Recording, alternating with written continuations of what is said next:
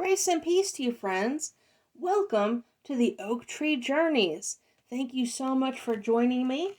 This is the Encyclopedia Challenge. And if you don't know what the Encyclopedia Challenge is, that's okay. The Encyclopedia Challenge is just where I read the encyclopedia. I read two different encyclopedias, the New Imperial Encyclopedia and Dictionary from 1909 and the Encyclopedia Americana from 1956. You don't have to read along, unless you just want to, but hopefully the names and places and words that I go over and I read from these encyclopedias will encourage you to say, I want to know more about that. So if it does, and if it did, please let me know in the comments or go to my website and at theoaktreejourneys.com and drop me a line. Let me know what word or words or names or places that you learned more about.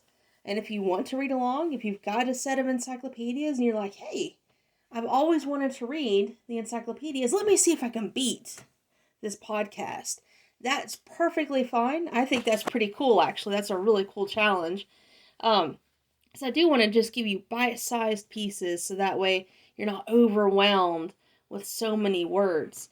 But I am very excited today. One of my favorite words is actually a dynasty, because I've never heard of it before until I opened up the Encyclopedia Americana at my own challenge and I tried reading it. And if you're looking at the YouTube video, you'll see it on the screen. Now, the picture on the YouTube video is from the 1909 version, and it is spelled differently in the 1956 version. And that's what's really cool, is sometimes I'll go back and forth and see if something, a name or place, has been fleshed out a little bit more in one or the other. And we found out that one was, actually quite a few have been. But let me go ahead and get into it because this is my favorite, it's my favorite dynasty to learn about. There's so much history into it, and I encourage you to check it out yourself, because it's very important to understand and learn history.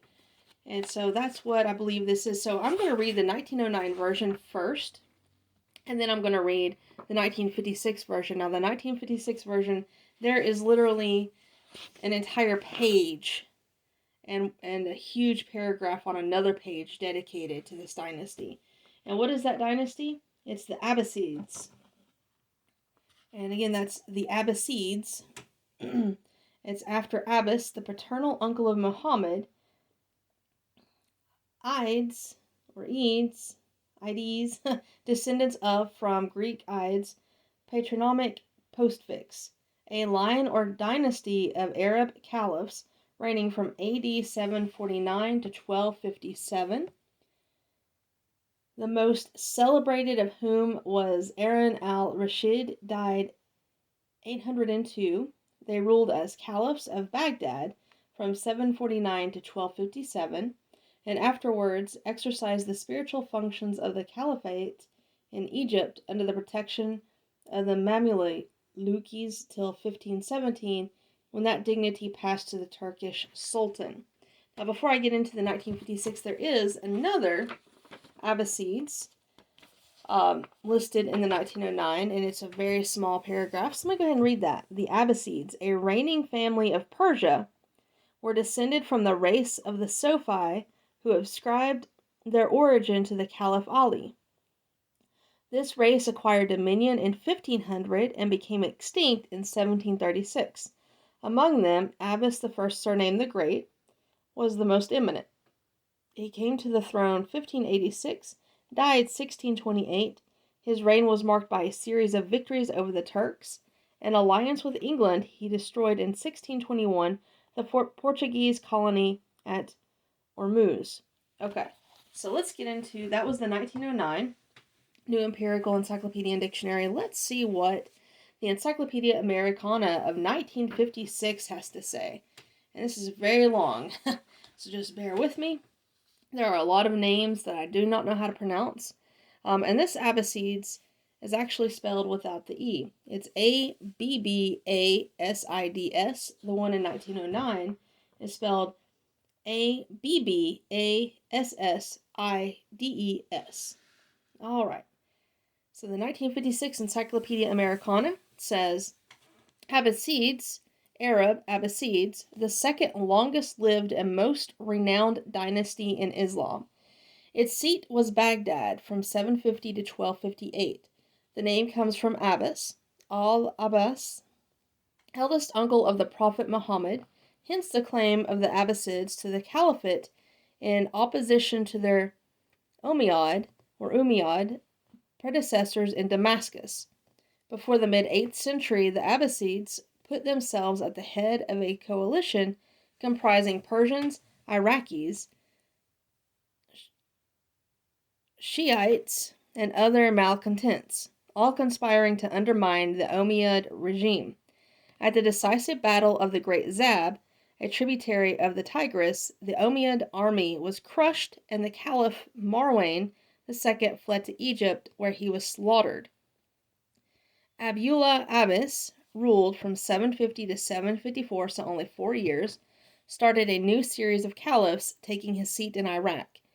He assumed the title of al-Safa, which means bloodshedder, as he intended to rule with an iron hand.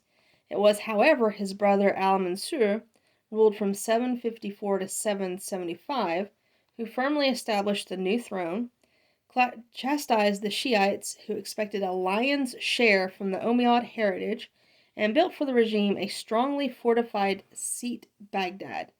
The Persians, on whose military shoulders the Abbasids had climbed to the caliphate, also had to be removed. Their leader, Abu Muslim al-Khurasani, was accordingly invited to an interview and murdered. Members of the Umayyad family were ruthlessly dealt with earlier, but one of them, youthful Abdurrahman, escaped in disguise and reached Spain, where he established himself in 756 as an independent ruler. He laid the basis of a rival caliphate, the Umayyad of Cordoba. The empire held by Abbas and al-Mansur reached its zenith under the 5th caliph, Harun al-Rashid, ruled from 1786 to 809, who as a crown prince had renewed the attacks against the Byzantine Empire and exacted tribute from its regent Irene. Harun exchanged embassies with Charlemagne, patronized learning, and maintained a court with such extraordinary splendor that his name has lived in legend and history as the unsurpassed Muslim monarch. During his reign and that of his son's second successor, Al-Mamun, ruled from 813 to 833, translations were made from Syriac, Persian, and more importantly, Greek, which for the first time brought the Muslim-Arab mind into close contact with the scientific and philosophic thought of the day. The scientific works translated into Arabic were mostly mathematical, including those of Euclid, astronomical, including those of Ptolemy, and medical, comprising Hippocrates and Galen. In philosophy, Aristotle and Plato, rather his Neoplatonic successors, were accorded the highest place. The dean of translators was a Syrian Christian, Hunayn ibn Ishaq, Latin Johannitus 809 to 873, who presided over the House of Wisdom, a combination of academy, library, and bureau of translation established by Al-Mamun.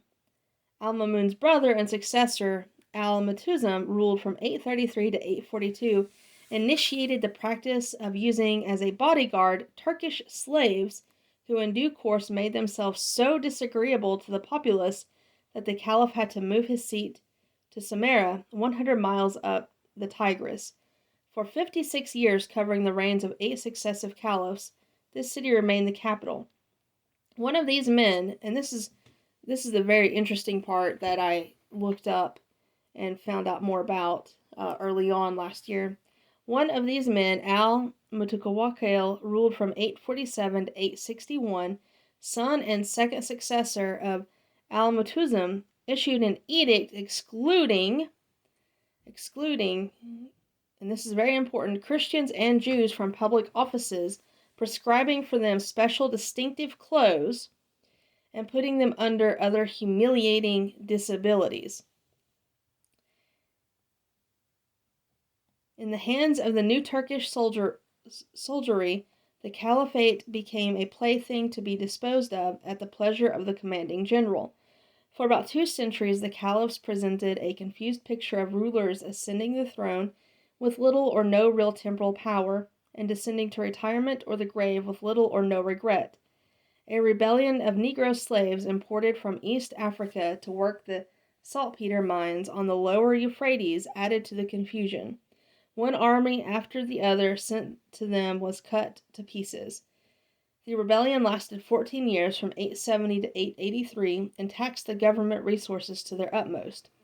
Meantime, one province after the other, first on the fringe and then in the center of the empire, was taking advantage of the opportunity to renounce its allegiance, in part or in full, to the central government. The Abbasides of Tunisia had started the process before this time, in 800, but in 909 were superseded by the more powerful Fatimids, who later on moved to Cairo. Like the Shiite, the Fatimid Caliphate represented a deliberate challenge to the Sunnite Caliphate in Baghdad and the religious headship of Islam. Another but smaller Shiite state, the Hamdanid, arose in North Syria and Aleppo as capital.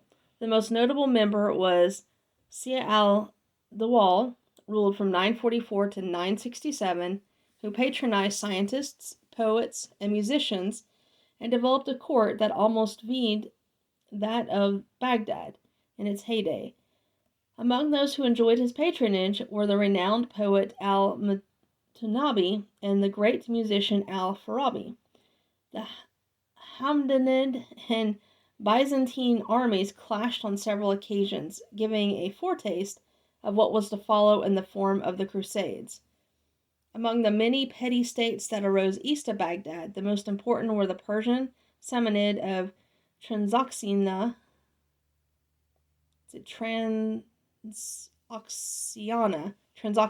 and Persia from 874 to 999, and the Turkish Ghaznavid of Afghanistan and the Punjab 962 to 1186 under Mahmud of Ghazni or Ghazna from 999 to 1030. The Ghaznavid realm reached its farthest limits. Another Persian dynasty, the Buwahid, arose in the center of the caliphate, and for over a century, from 945 to 1055, held the caliphs under its control. The Buwahids claimed descent from the Sassanids, whom the Arabs had displaced at the rise of Islam. Buwahid dynasts divided Iraq and most of Persia between them until supplanted by the Seljuk Turks, who, moreover, destroyed the Ghaznavid power and entered Baghdad in 1055. For a time under the first 3 Seljuk sultans, Tugzel Bey ruled from 1037 to 1063, Alp Arslan ruled from 1063 to 1072, and Malik Shah ruled from 1072 to 1092, the political unity of Muslim Western Asia was restored under the nominal headship of the Baghdad Caliph, but as the Seljuk realm expanded, it became more and more fragmented. In 1071, Alp Arslan won the decisive battle of the Manzikert, took the Byzantine Emperor Romanus IV Diogenes prisoner, and thereby opened the way for the onrush of the Turks, originally a Central Asian people with Mongolian connections, to Asia Minor. These Turks paved the way for the rise of their cousins, the Ottomans, still in occupation of Anatolia. It was these Seljuk Turks with whom the Crusaders had to contend as they made their way from Constantinople to the Holy Land. Among the last caliphs, only Al-Nasar ruled from 1180 to 1225, regained some of the temporal power associated with his high office. But the gain was only temporary. The curve continued on the decline until the coup de grace was administered in 1258 by the Mongol Hulagu, grandson of Genghis Khan. Hulagu executed the last caliph al-Mustazim, ruled from 1242 to 1258, and committed the capital to flame and plunder. A large number of its population were wiped out of existence. 3 years later, a shadowy caliphate was started in Cairo, where the Mamluk Sultan Baybars installed with great pomp and ceremony a refugee uncle of al-Mustasim as the Caliph al-Mustansir. Baybar's object to confer legitimacy upon his crown was immediately attained when the puppet caliph issued a diploma of investiture, giving his Mamluk patron authority over Egypt, Syria, and parts of Arabia and Mesopotamia. Though exercising no real power, this series of fictitious caliphs continued in existence until 1517, when the Ottoman Sultan Selim I wrested Egypt from Mamluk hands and transferred the Caliph al-Mutawakkil to Constantinople. There it is claimed the caliphate was bequeathed to the Ottoman line of sultans in whose hands it lingered until 1924. We'll read the bibliography here. Muir W., The Caliphate, Its Rise, Decline, and Fall. Revised edition by T.W. Weir, Edinburgh, 1924. Then Levy R., A Baghdad Chronicle, from Cambridge, England, 1929. Brockleman C., History of the Islamic Peoples, New York, 1947. Hittite P.K., History of the Arabs, 5th edition, New York and London, 1951. Philip K. Hittite, Professor of Semitic Literature, Princeton University. So that is my favorite era so far to read about, because it's very historically rich, and there are things in there that I never knew about before and had never learned about in school. So that's my word out of the A's that I wanted to know more about, and I did jump in. And I encourage you, if you want to know more about that, definitely look it up and read about it. It's very interesting. But let's go ahead and move on. We're going to go back to the New Imperial Encyclopedia and Dictionary from 1909.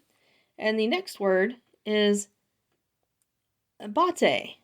And that is actually a person's name. So Nicola degli Abate, or Niccolo Abati, from 1509 or 12-71, born Medina, died Paris.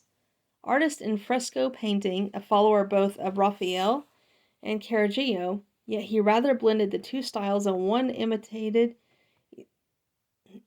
imitated either separately. His influence is traceable in art during the second half of the 16th century.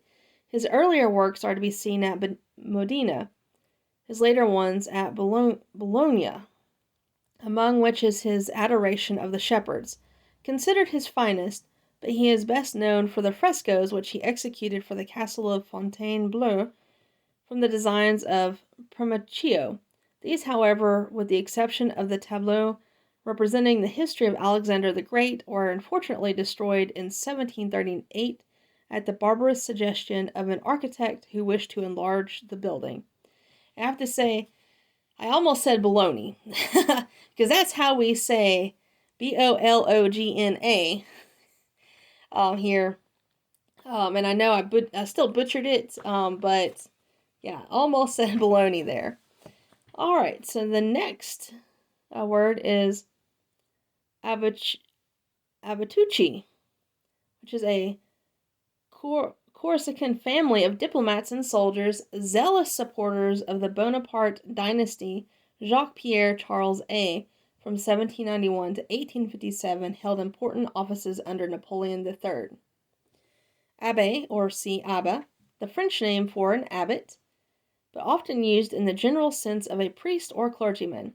By a concordat between Pope Leo X and Francis I from 1516, the French king had the right to nominate upward 200 abbés commendataires who, without having any duty to perform, Oh, that's cool. So they didn't have to do anything.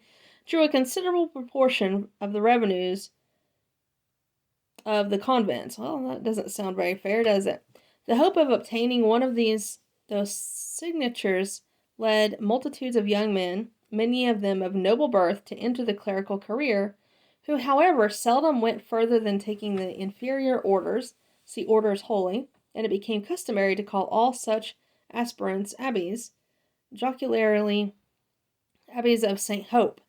They formed a considerable and powerful class in society, and an abbey, distinguished by a short black or velvet-colored frock and a peculiar style of wearing the hair, was found as friend or ghostly adviser in almost every family of consequence. When a candidate obtained an abbey, he was enjoined to take holy orders, but many procured disposition and continued to draw the revenues as secular or lay abbots. All right, and the next one is a person, Abbey Cleveland, or Cleveland Abbey, was an astronomer and meteorologist born in New York in 1838, December 3rd. He graduated at the Free Academy, and after a short service as mathematical teacher in Trinity Latin School, went to the Michigan University, where he taught mathematics and studied astronomy till 1860, when he took up his residence in Cambridge, Massachusetts, and was engaged in work for the U.S. Coast Survey during the next 4 years. In 1865 to 1866, he studied at the Imperial Observatory at Pulkovo, Russia. That's pretty cool. Soon after his return, he was made director of the Cincinnati Observatory. In 1869, he began his labors in weather prognostication, which resulted in the establishment, 1871, by the U.S. War Department of the present Weather Bureau, of which Professor Abbey was made first meteorologist under the general direction of the late General Albert J. Meyer, Chief of the Army Signal Service, and from his tri-daily tabulations and prognostications soon became known as Old Probabilities. That's a funny nickname. His scientific contributions to periodicals and books of reference are well known and of a high order.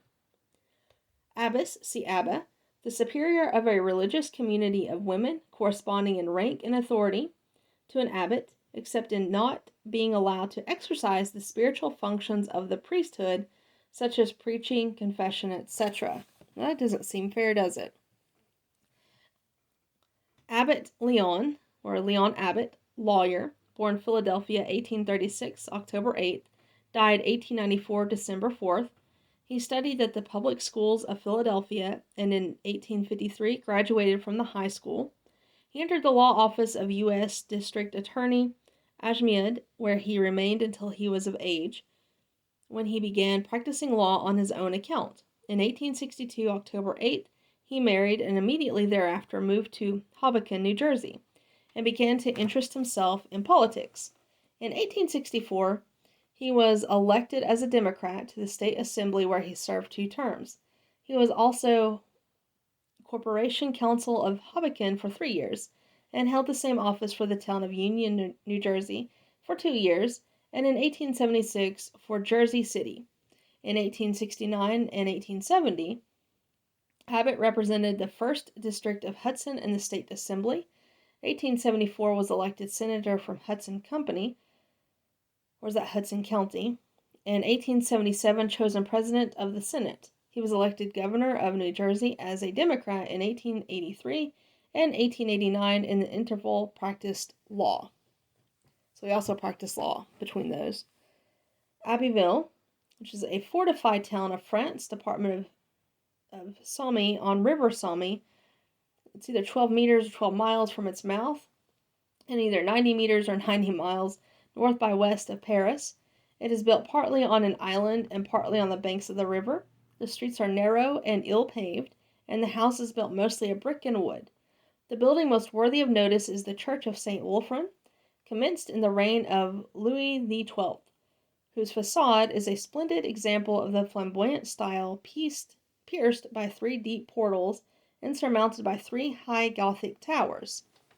The chief manufacturers of Abbeville are velvets, serges, cottons, linens, sacking, hosiery, jewelry, soap, glasswares, glue, paper, etc.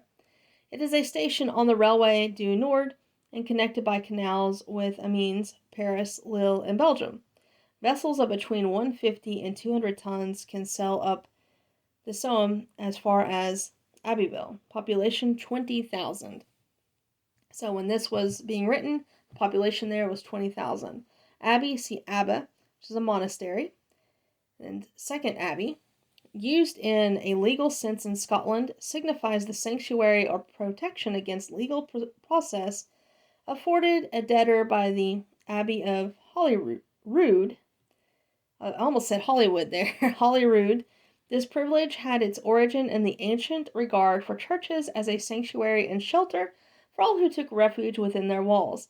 The first instance known of a debtor seeking refuge in Holyrood Abbey, that of John Scott, 1531, is recorded by George Buchanan. See Sanctuary. All right, and we'll go with, we may have time for one more. Let's see, Edwin Austin Abbey, so last name Abbey. He's an artist born in Philadelphia, Pennsylvania, 1852. Studied at the Pennsylvania Academy, he began to draw for books and magazines at an early age, and later took up painting in watercolors with considerable success. In 1883, he established himself in London, where he became a member of the London Institute of Watercolors. Much of his drawing has been done for publications by Harper and Brothers, notably the poems of Robert Herrick and Goldsmith's She Stoops to Conquer. His best-known paintings are The Stage Office from 1876, The Evil Eye, 1877, Lady in a Garden, 1878, Rose in October, 1879, The Widower, 1883, and Reading the Bible, 1884. He designed a series of paintings for the Boston Public Library, illustrating the Holy Grail, and in 1902 was selected to paint the scene of the coronation of King Edward VII. And that's all we have time for. Thank you so much for joining me. I appreciate you coming to the Encyclopedia Challenge. Please don't forget to like, share, comment, visit my website, theoaktreejourneys.com, where you will also see a bonus video I put up yesterday in honor of my dad's birthday. So I hope everyone has a wonderful day. Bless you, and until next time.